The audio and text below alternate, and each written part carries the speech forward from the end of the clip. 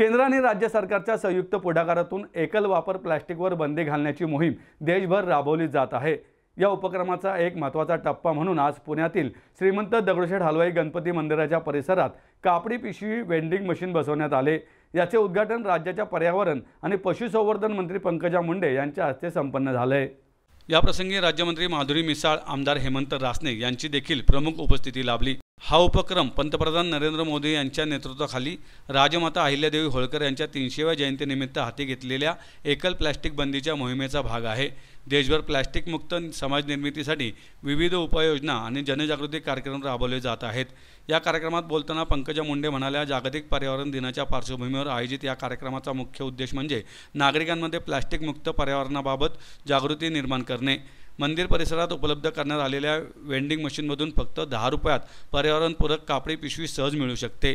धार्मिक स्थळांवर प्लास्टिक पिशव्यांचा मोठ्या प्रमाणात वापर होतो, त्याऐवजी अशा पर्यायांचा स्वीकार केल्यास पर्यावरण रक्षणास मोठा हातभार लागू शकतो। आम्ही दगडूशेठ ट्रस्टला या उपक्रमात सहभागी होण्याची विनंती केली होती आणि त्यांनी सकारात्मक प्रतिसाद दिला, याबद्दल त्यांचे आभार। या कार्यक्रमाला श्रीमंत दगडूशेठ हलवाई गणपती ट्रस्टचे अध्यक्ष सुनील रासने, कोषाध्यक्ष महेश सूर्यवंशी तसेच ट्रस्टचे इतर पदाधिकारी, कसबा मतदारसंघातील कार्यकर्ते व पदाधिकारी उपस्थित होते। आज आम्ही पर्यावरणाच्या संवर्धनासाठी केंद्र शासनाने 22 मे पासून ते एन्व्हायरमेंट डे 5 जून पर्यंतचे कार्यक्रम राबवण्याची सूचना केलेली आहे।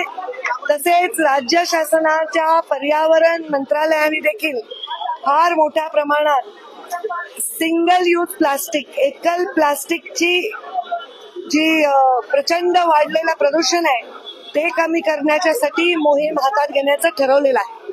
प्रधानमंत्री नरेंद्र मोदींनी देखील पुण्यश्लोक अहिल्यादेवी होळकरांच्या त्रिशताब्दी जयंती वर्षाच्या निमित्ताने पर्यावरणाला महत्त्व देण्याच्या संदर्भात एकल प्लास्टिकचा वापर 100% बंद करण्यासाठी पावलं उचलण्याचे निर्देश दिलेले आहेत। त्या अनुषंगाने आम्ही आज दगडूशेठ गणपतीच्या ट्रस्टला विनंती केली की आपण आमच्या बरोबर एन्व्हायरमेंटच्या या चळवळीमध्ये सामील व्हा। त्यासाठी आज हा कार्यक्रम करत आहे।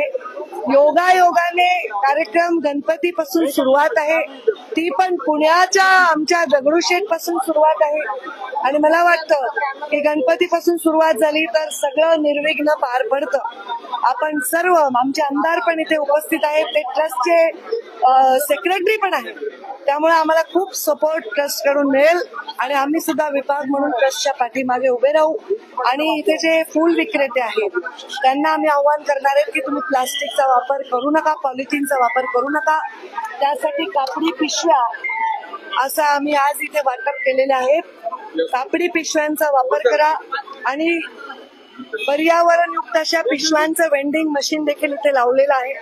10 रुपयाचं कॉइन टाकून ते मशीन घेता येईल, पण ती पिशवी अनेक वेळा आपल्याला वापरता येईल आणि त्यामुळे आपण नो टू प्लास्टिक अशा प्रकारचा आता इथे संकल्प केला आहे आणि आम्ही आमदारांचे ट्रस्टचे आभार मानतो की या संकल्पनाला त्यांनी साथ दिली आणि पुढेही आमच्या बरोबर त्यांनी असंच काम करावं। काय तुम्हाला दिसते ते मला माहित नाही, पण अशी कुठलीही काटकसर काही करण्याचं कारण नाही। मोठ्या मोठ्या योजनांना, रस्त्यांना, फ्लायओव्हर्सना बजेट्स दिले चाललेले आहेत। लाडक्या बहिणीचा निर्णय घेतला तेव्हा सर्व आर्थिक गोष्टी विचारात घेऊनच घेतलेला आहे, त्यामुळे असं कुठल्याही अफवा पसरवण्याचं कारण मी कोणी काय वक्तव्य केलंय हे ऐकलं नाही आणि दुसऱ्यांच्या वक्तव्यावर मी कधीच टिप्पणी करत नाही। माझ्या 22 वर्षाच्या राजकारणात कृषीमंत्री जबाबदार नाही का या सगळ्या गोष्टीची?